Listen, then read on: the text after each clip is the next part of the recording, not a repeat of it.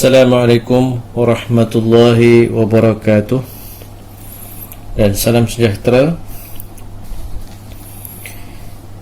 Jadi pada kali ini kita akan bincangkan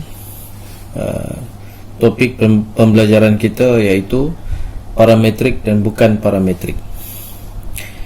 Mengapa kita perlu bincangkan istilah ataupun konsep ataupun prosedur parametrik dan bukan parametrik ini? Jika kita tidak faham kedua-dua konsep ini, maka kita mungkin akan menghadapi masalah, ataupun mungkin kita akan mudah terkeliru semasa kita mula hendak mengira, atau semasa kita mula hendak menggunakan ujian-ujian statistik, seperti ujian T, korelasi, chi-square dan sebagainya. Sebab itu kefahaman yang jelas akan menyelesaikan kita bila kita nak menggunakan kedua-dua prosedur ini, dan kita akan menggunakannya tanpa sebarang masalah. Masalah yang saya maksudkan tadi mungkin datang dalam bentuk persoalan yang bermain di minda kita. Misalnya, kita akan persoalkan apakah perbezaan prosedur parametrik dengan bukan parametrik. Bilakah keadaan yang sesuai untuk kita gunakan prosedur parametrik, dan bila pula keadaan yang paling sesuai kita nak gunakan prosedur bukan parametrik. Dan barangkali kita akan menyoal mengapa dinamakan prosedur bukan parametrik, sedangkan kedua-dua prosedur ini merupakan prosedur yang terletak di bawah statistik inferensi. Sebenarnya semua persoalan-persoalan yang saya kemukakan tadi mudah dijawab bila kita faham kedua-dua konsep tersebut. Jadi kita lihat dahulu jenis statistik. Berdasarkan rajah yang saya paparkan ini, kita dapat lihat bahawa terdapat dua jenis statistik dalam penyelidikan pendidikan. Yang pertama, statistik deskriptif yang dibahagikan kepada tiga kategori, iaitu ukuran kecenderungan memusat, ukuran kebolehubahan dan skor piawai. Yang mana pada bahagian statistik deskriptif ini telah pun kita bincangkan pada pelajaran yang lepas. Untuk pelajaran pada kali ini kita akan fokuskan kepada statistik inferensi, yang mana di bawah statistik inferensi ini dibahagikan pula kepada prosedur statistik parametrik dan prosedur statistik bukan parametrik. Dan untuk pelajaran kita hanya fokuskan hanya dua ujian saja di bawah statistik parametrik, dan dua ujian yang lain kita akan fokuskan di bawah statistik bukan parametrik. Baik, kalau kita lihat dalam rajak ini, selain daripada perkataan statistik parametrik dan statistik bukan parametrik yang akan kita jelaskan kemudian, ada tiga sebenarnya perkataan yang perlu kita fahami dahulu, iaitu perkataan statistik, perkataan statistik deskriptif, dan perkataan statistik inferensi. Baik, kita lihat dahulu apakah yang dimaksudkan dengan perkataan statistik. Statistik ini merupakan satu teknik matematik yang digunakan untuk meringkaskan ataupun menganalisis data-data numerikal, data-data berangka. Bila disebutkan perkataan data berangka ni, kita perlu bezakan juga dengan data dalam bentuk teks.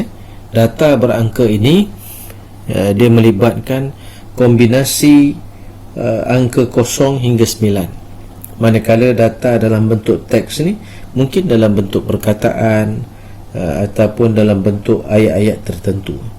Baik, kita cuba lihat satu contoh aplikasi statistik. Misalnya, jika kita kumpulkan markah pencapaian 100 orang pelajar dalam subjek matematik, kemudian kita analisis data itu dan kita jadikan dalam bentuk min.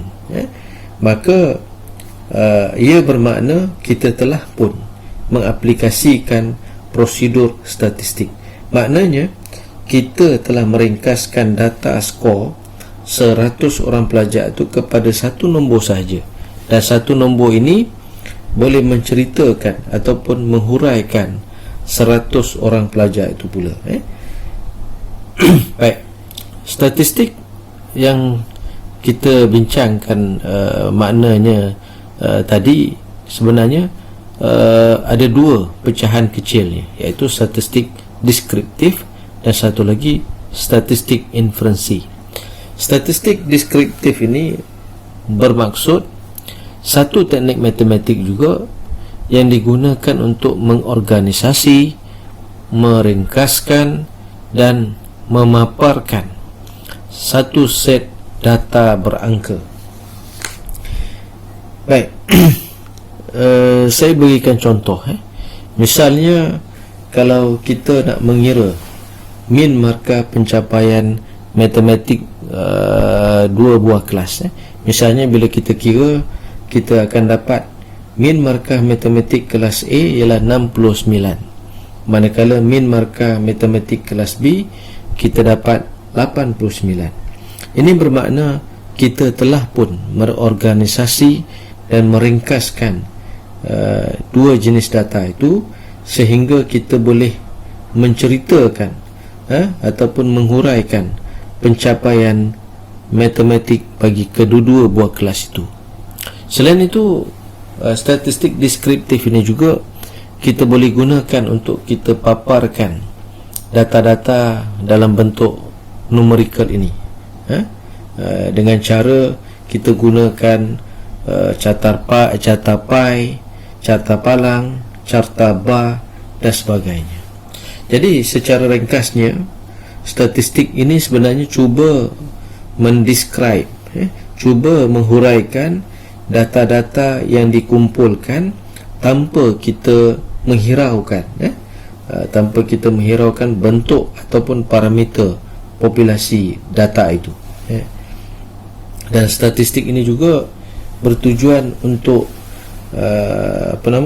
kita mudah membaca dan mudah memahami data, ataupun dalam erti kata lainnya, data-data yang kita kumpulkan itu kita nak menjadikan dia bermakna supaya mereka yang berkepentingan itu akan memahami dan mudah membaca data. Baik, yang keduanya iaitu yang dipanggil sebagai statistik inferensi, ditafsirkan sebagai data analysis techniques for determining how likely it is that results based on a sample or samples are similar to results that would have been obtained for the entire population. Kalau kita baca definisi ini, dia agak sukar untuk kita faham, namun apa yang kita boleh lihat bahawa dia juga merupakan satu teknik matematik juga, satu teknik matematik juga untuk menentukan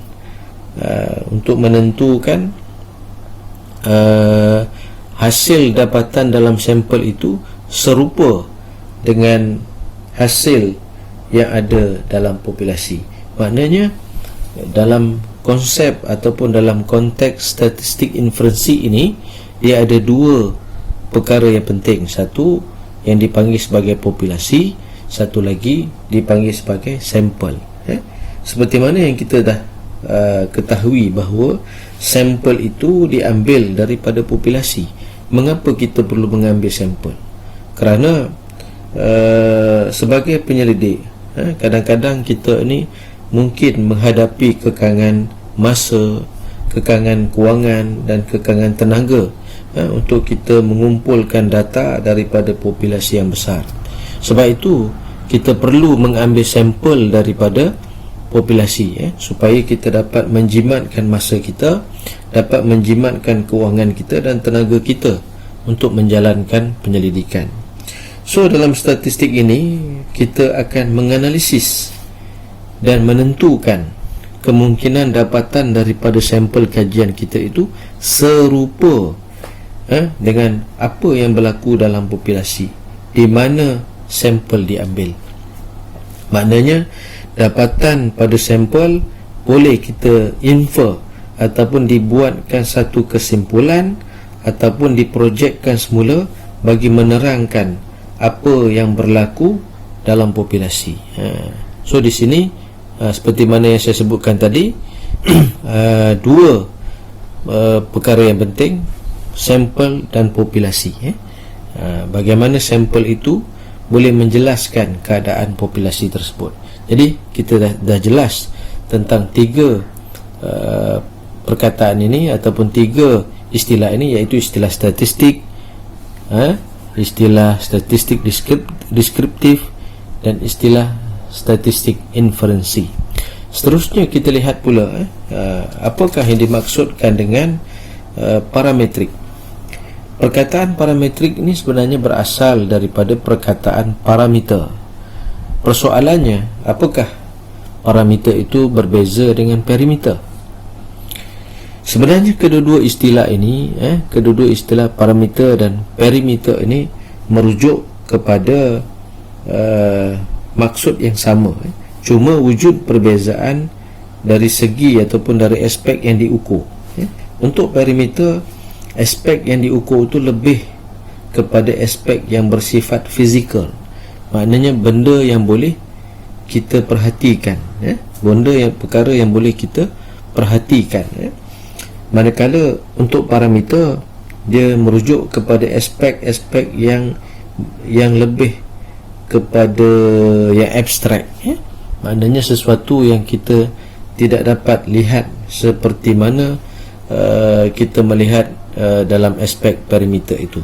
Sebab itu perimeter itu dia menggunakan unit metrik, sedangkan parameter itu tidak menggunakan aspek unit metrik itu. Baik, itu saya jelaskan secara umum. Secara khususnya, perimeter itu bermaksud jarak fizikal sekeliling suatu objek. Maknanya jarak sempadan, jarak ukuran sempadan sesuatu objek. Misalnya kalau kita ada perimeter segi empat sama bersisi 5 cm, jadi ia membawa maksud 5 tambah dengan 5 tambah dengan 5 tambah dengan 5, dan kita akan dapat hasilnya 20 cm. 20 cm. Jadi 20 cm itu adalah ukuran dalam unit metrik. Baik. Namun begitu, ukuran parameter lebih abstrak. Seperti mana yang saya katakan tadi, tidak boleh dilihat seperti mana ukuran perimeter ini. Seperti mana ukuran perimeter ini. Kalau kita teliti, sebenarnya sebelum saya pergi kepada contoh yang saya nyatakan di situ, kalau kita teliti perkataan para itu, dalam bahasa Greek dia membawa maksud beyond. Dan kalau perkataan ini saya cantumkan dengan perkataan para ini, saya cantumkan dengan perkataan normal, dia akan jadi paranormal, yang membawa maksud melampaui normal, iaitu tidak dapat kita jelaskan dari sudut akal, dari sudut fakta saintifik. Dan kalau kita gabungkan pula dengan perkataan meter ataupun perkataan meter yang membawa maksud parameter, dia akan membawa maksud ukuran yang melampaui ukuran metrik. Dia melampaui ukuran metrik. Maksudnya bukan seperti mana penggunaan dalam ukuran perimeter itu. Misalnya, bolehkah kita mengukur parameter motivasi pelajar seperti mana kita mengukur perimeter?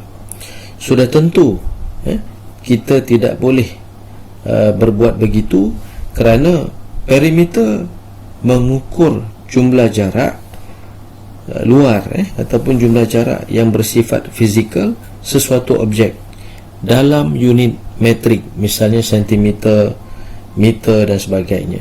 Sedangkan parameter itu ataupun parameter motivasi yang saya sebutkan tadi tidak dapat diperhatikan secara jelas, kerana dia dalam bentuk abstrak, dan tidak boleh juga kita mengukur parameter motivasi itu dengan menggunakan unit metrik.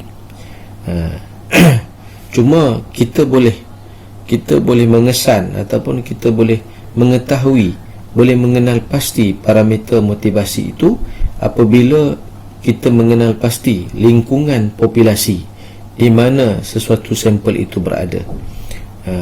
Dan cara kita nak mengukurnya, kita tidak menggunakan unit metrik, tapi kita menggunakan ukuran mean, sisian piawai dan sebagainya. Sebab itu perimeter dan parameter itu berbeza. Jadi secara spesifiknya parameter itu merujuk kepada satu ringkasan berangka terhadap sesuatu populasi. Misalnya, kalau contoh yang saya bagikan di sini, min pencapaian matematik pelajar tingkatan 5 berkat. Jadi min itu merujuk kepada parameter kepada pencapaian matematik pelajar tingkatan 5 itu. Dan pencapaian matematik ini, min pencapaian matematik ini tidak dapat dilihat dalam bentuk perimeter itu. Tidak dapat dilihat dalam bentuk perimeter sebab dia lebih abstrak berbanding dengan perimeter segi 4 sama bersisi 5 cm tadi. Jadi apa yang kita perlu ingat bahawa kita sebenarnya boleh menganggarkan parameter sesuatu populasi itu selepas kita menganalisis hasil sampel kajian kita. Baik, seterusnya kita boleh lihat di sini contoh ukuran perimeter. Kalau kita nak mengukur perimeter rajah ini, kita perlu menambah kawasan sekeliling ataupun sempadan luar rajah ini, maka kita akan dapat perimeter bagi rajah berkenaan. Maksudnya kita boleh lihat benda ni, perkara ni kita boleh perhatikan berbanding dengan konsep parameter. Parameter ni yang seperti mana saya sebutkan tadi, dia lebih abstrak dan dia tidak menggunakan unit metrik itu. Okey, dan apa yang perlu kita fahami di sini bahawa konsep parameter itu ada perkaitan rapat dengan konsep populasi. Baik, misalnya kita hendak mengkaji populasi mereka yang kena COVID-19 di wilayah Wuhan, maka parameter bagi populasi itu mungkin kita hendak lihat peratus, purata ataupun jumlah orang yang kena COVID-19 di wilayah Wuhan itu. Kita tidak dapat lihat orang yang kena COVID itu dalam bentuk perimeter. Kita tak boleh melihat begitu, seperti mana yang kita lihat perimeter segi 4 sama itu. Sebab itu penggunaan yang paling tepat ialah penggunaan perkataan parameter dan bukannya penggunaan perkataan perimeter. Begitu juga jika kita hendak mengkaji ponteng sekolah di Melaka, ponteng sekolah dalam kalangan pelajar di Melaka. Ponteng sekolah dalam kalangan pelajar di Melaka ini merupakan populasi kajian kita. Maka perimeter bagi populasi itu mungkin kita nak tahu peratus, berapa peratus pelajar yang ponteng misalnya. Apakah min pelajar yang ponteng, berapakah jumlah pelajar yang ponteng. Maka ini menjadi parameter kepada populasi kita.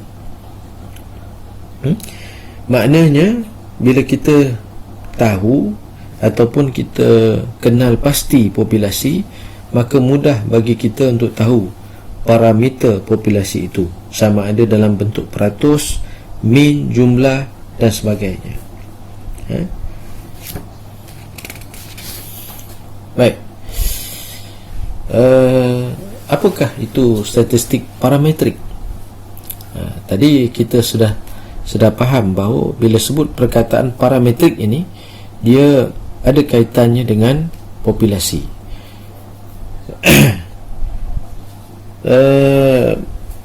Apakah itu statistik parametrik? Secara amnya, boleh kita katakan bahawa ia merupakan suatu ukuran yang melibatkan data-data berangka yang boleh dikumpulkan daripada satu populasi kajian.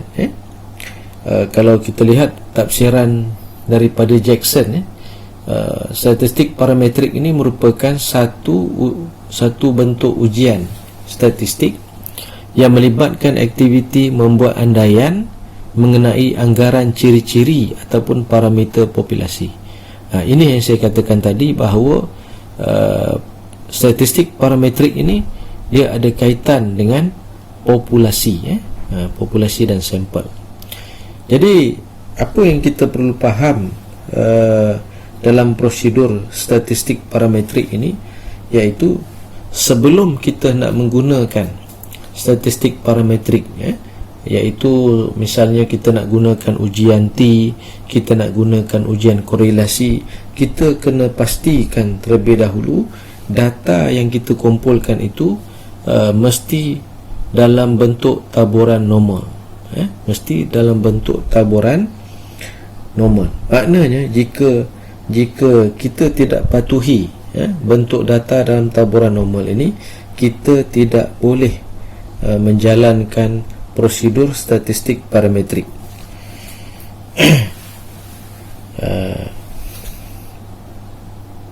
Baik, apakah yang saya maksudkan dengan taburan normal itu?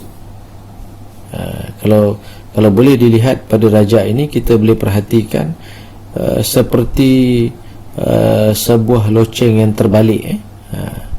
Datanya tertabur seperti sebuah loceng yang terbalik. Ini kita panggil data yang tertabur secara normal. Maka bila data kita dalam keadaan begini, maka kita dibenarkan untuk menggunakan prosedur statistik parameter. Okey, seterusnya, apakah itu statistik bukan parameter? Bukan parameter ni maknanya prosedur yang tidak bergantung kepada andaian tentang bentuk ataupun varian skor populasi.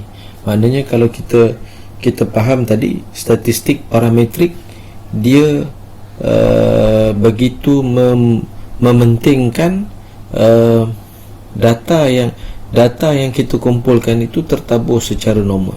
Tetapi untuk statistik bukan parametrik ini, syarat ataupun andaian tertabur secara normal itu bukan satu kemestian. Maknanya jika data itu tidak tertabur secara normal, sama ada data itu tertabur dalam bentuk pencong positif ataupun dalam bentuk pencong negatif, maka statistik ini tetap boleh digunakan. Statistik bukan parametrik ini tetap boleh digunakan, dengan syarat sampel yang kita pilih itu mesti rawak ataupun random. Baik, apakah yang saya maksudkan dengan data itu tidak tertabur secara normal ataupun dalam bentuk pencongan tadi? Okey, ini contohnya. Ini adalah contoh di mana data itu tidak tertabur secara normal. Kalau kita lihat di bahagian ekornya menghala ke sebelah, menunjuk ke sebelah negatif, menunjuk ke arah negatif. Sebab itu kita panggil data yang tertabur begini dinamakan sebagai pencong negatif. Dan untuk data begini, kita boleh menggunakan statistik bukan parametrik. Baik, jika telah faham apa yang saya nyatakan sebelum ini, maka soalan bilakah keadaan yang paling sesuai untuk kita gunakan prosedur statistik parametrik ini, saya rasa mudah untuk kita jawab. Yang pertama, keadaan itu mestilah dalam keadaan data tersebut tidak tertabur secara normal. Seperti mana yang saya sebut tadi, mungkin data tersebut pencong negatif ataupun data tersebut pencong positif. Yang keduanya, data itu dalam bentuk nominal ataupun kategori dan dalam bentuk ordinal. Data nominal ini misalnya 1 lelaki, 2 perempuan. Data ini tidak ada makna, sekadar untuk pengenalan saja bahawa 1 itu mewakili lelaki, 2 itu mewakili perempuan. Dan begitu juga data ordinal, dia tidak mengandungi makna selain daripada kita kenal, kita dapat menyusun, kita dapat menyusun misalnya kegemaran minuman saya. Saya suka minum, pertama teh saya suka, yang kedua saya suka minum kopi, yang ketiga saya suka minum Milo. Dia sekadar untuk menyusun kegemaran saya saja. Dia tak ada makna kalau kita manipulasikan. Maknanya dua-dua data ni kalau kita manipulasikan, sama ada kita tambah, tolak, darab atau bahagi, dia tidak memberi apa-apa makna. Misalnya kalau saya tambahkan 2 dan 1 ini, saya akan dapat 3 itu saya bahagikan dengan 2, maka hasil yang saya dapat itu tidak memberi apa-apa makna. Namun data ini sangat berguna bila kita nak menggunakan ujian bukan parametrik. So ada dua keadaan ataupun situasi yang sangat sesuai untuk kita gunakan statistik bukan parametrik, iaitu bila keadaan data tidak tertabur secara normal dan bila data itu dalam bentuk nominal dan ordinal. Tapi kalau data itu dalam bentuk nisbah dan dalam bentuk interval, maka data itu lebih sesuai kita gunakan untuk prosedur statistik parametrik. Baik. Namun meskipun kita boleh menggunakan data yang tidak tertabur secara normal itu untuk dijalankan di bawah prosedur statistik bukan parametrik, namun dia masih ada kelemahan, yang mana disebutkan oleh Palin in 2001, tend to be less sensitive than parametric, more powerful. Maksudnya apa? Maksudnya kelemahannya statistik bukan parametrik ni dia kurang sensitif berbanding dengan statistik parametrik yang dikatakan lebih bagus, yang dikatakan lebih baik. Kenapa dikatakan less sensitive? Kerana mungkin statistik bukan parametrik ini fail to detect differences between groups that actually do exist. Maknanya dia gagal, mungkin dia gagal untuk mengesan perbezaan antara kumpulan, sedangkan perbezaan itu benar-benar wujud. Sebab itu saya mengesyorkan kepada anda buatlah sedaya upaya untuk menggunakan statistik parametrik berbanding dengan statistik bukan parametrik, melainkan tidak ada jalan keluar lagi, barulah kita menggunakan statistik bukan parametrik. Okey, baik. Secara rumusannya dapatlah kita katakan, pertama, prosedur parametrik dan bukan parametrik merupakan prosedur ujian statistik yang melibatkan data berangka. Dia bukan data dalam bentuk teks. Yang kedua, prosedur parametrik mesti mematuhi andaian taburan data normal. Maknanya kalau data itu tidak normal, maka kita tidak boleh menggunakan prosedur parametrik. Sebab prosedur parametrik ini dia lebih ketat, dia lebih strict berbanding dengan prosedur bukan parametrik. Nombor 3, prosedur bukan parametrik tidak bergantung kepada andaian taburan data nomor. Maksudnya kalau kita dapati data kita itu pencong negatif ataupun pencong positif, kita masih lagi boleh menggunakan prosedur ini dengan syarat data yang kita kumpulkan itu dalam bentuk random. Mesti persampelan yang kita buat itu dalam bentuk random ataupun rawak. Dan akhir sekali, prosedur parametrik adalah lebih powerful berbanding dengan prosedur bukan parametrik, meskipun kedua-duanya merupakan statistik inferensi, iaitu kita boleh menginfer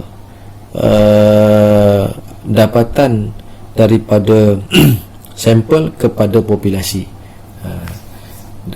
Kalau kita lihat di sini, statistik parametrik lebih powerful, lebih akan memberi makna berbanding dengan statistik bukan parametrik. Jadi saya rasa sekadar itu kita punya pembelajaran pada ketika ini. Saya mengharapkan anda faham dan cuba melihat kembali. Sekiranya tidak memahami mana-mana perkara itu, cuba lihat kembali dan boleh berbincang dengan saya. Jadi sekadar itu sahaja, dan kita akan jumpa untuk kali yang selanjutnya. Sekian, terima kasih.